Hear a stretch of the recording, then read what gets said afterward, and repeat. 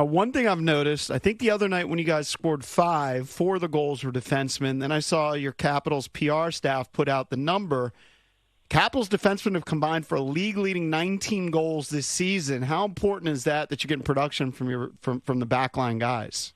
Yeah, the back end, I mean, I feel like that last year and then this year has really taken a step, and we try to make that a staple inside of our identity, inside of our game, as our D being a big part. It's a strength of our team, and not only defensively but also offensively, of their ability to help us create offense. And so that's what you've seen, and it's been really, especially over the last few games, as we've found our stride offensively and finishing, and pucks are ending up in the back of the net.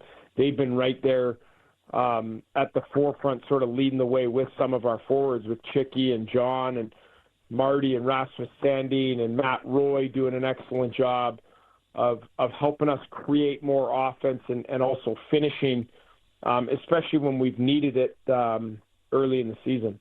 How about Chicky and Carly? You just touched on them, setting a franchise record for fastest back-to-back goals by defensemen in the win over Columbus, just 12 seconds apart. Unbelievable, yeah. That at the end of the period as well, which was, and that game was tight. Felt like we were playing really well. 1-0 for first period. Well into the second period, we get the second goal, and then bang at the end of the period, like you just touched on, 12 seconds apart, 3 and 4, which basically ices the game at that point to get us into the second intermission with a 4-0 lead. But those two goals.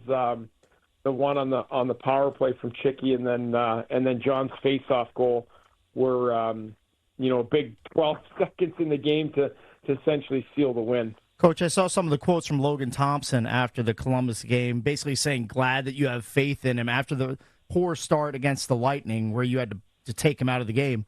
You go right back to him a few days later against Columbus, plays a great game, stops 22 of 23 shots in a division win.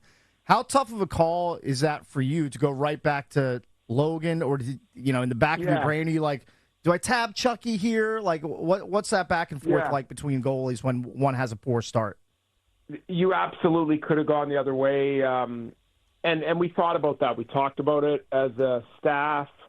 We considered both options because there's two ways of looking at it. One is give him a breather and let Chucky play the next game.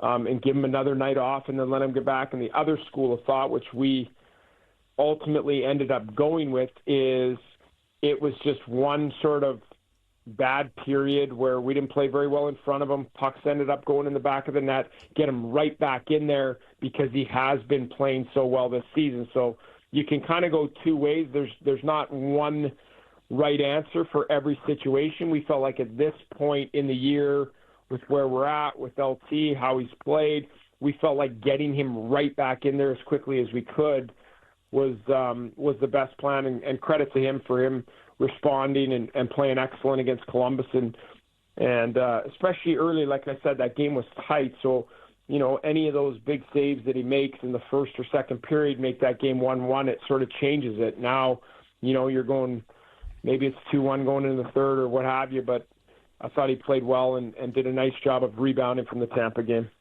Coach, how would you characterize the way the season has gone so far? Because I'm trying to, in my brain, I'm trying to characterize you guys, and I'm going, are these guys good? Or what the heck's going on? Because you guys are kind of streaky. Is this a normal sort of ebb and flow? But it's like you get off on a hot start, then you lose like 3 out of 4. Then you win a few, and then you lose 3 out of 4. And then it's like, wow, this has been kind of a streaky season. Big time. So what's funny, and I'm like, because we had that, we start really well. I think we started 6-2, and then we went through a real struggle stretch right after that, and have kind of picked it up since then. But and the league is around the league. I'll just talk about the Eastern Conference. It is crazy tight, crazy. I've never seen it like this. Like where you go 1-16. There's 16 teams in the Eastern Conference, 16 in the West. Yeah. The 16 teams in the East are separated by it's insane.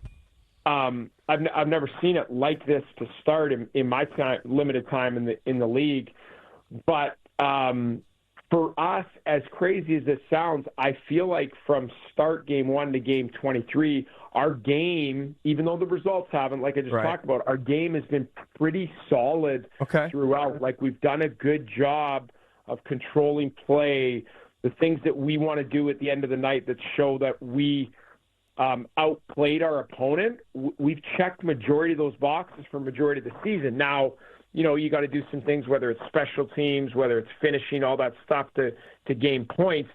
And then so I would characterize it as sort of an up and down. And then I looked at something last night, just crazy. I'm like, we are number one in goal differential in the Eastern Conference. We're tied with Carolina at plus 13.